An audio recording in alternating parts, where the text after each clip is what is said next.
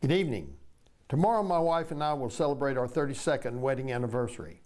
I want to thank her and all my family for standing with me through this long and arduous campaign. And of course I want to thank all of you who have stood with me in this very important battle for the future of our country. We are indeed in a struggle to preserve our republic, our civilization, and our religion, and to set free a suffering humanity. And the battle rages on. In this race, we have not received the final count to include military and provisional ballots. This has been a very close race, and we are awaiting certification by the Secretary of State. This particular race was watched not only by the people of this state, but by the entire nation and many around the world. Why? Because I believe the heart and soul of our country is at stake. Like most Americans, I'm concerned about the future of our country, both financially and morally. After the election of Donald Trump a little over a year ago, I saw a window of hope and an opportunity that we could return to our founding principles and the Constitution of the United States, which has governed us for over 200 years. Our forefathers recognized in the Declaration of Independence that all men and women are created equal and endowed by our Creator with certain unalienable rights, that among these are life, liberty, and the pursuit of happiness. That American dream has today been tainted by corrupt politics and a government which has become out of control and out of touch with the people. Many do not share the vision of those who built this country. Today we no longer recognize the universal truth that God is the author of our life and liberty. Abortion, sodomy, and materialism have taken the place of life, liberty, and the pursuit of happiness. In the words of Abraham Lincoln, we have been the recipient of the choicest bounties of heaven. We've been preserved in many years in peace and prosperity. We have grown in numbers, wealth, and power as no other nation has ever grown, but we have forgotten God.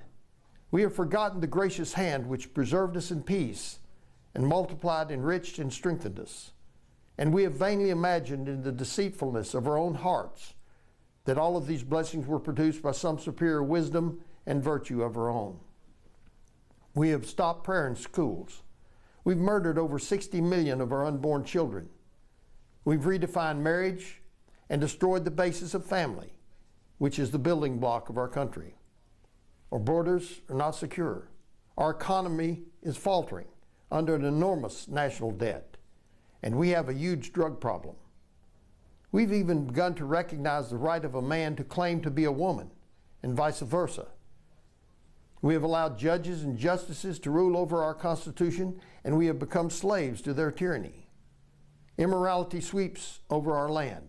Even our political process has been affected with baseless and false allegations, which have become more relevant than the true issues which affect our country.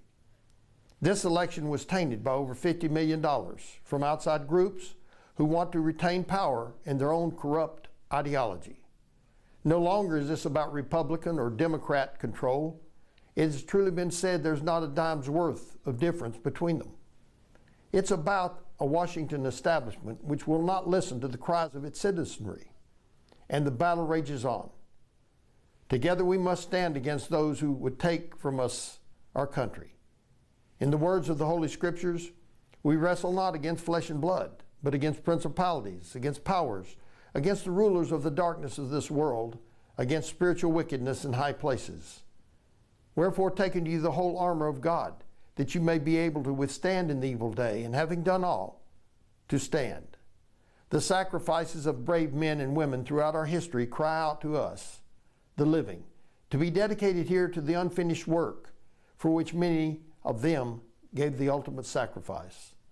Let us here highly resolve that these dead shall not have died in vain, that this nation under God shall have a new birth of freedom, and that government of the people, by the people, and for the people shall not perish from the earth.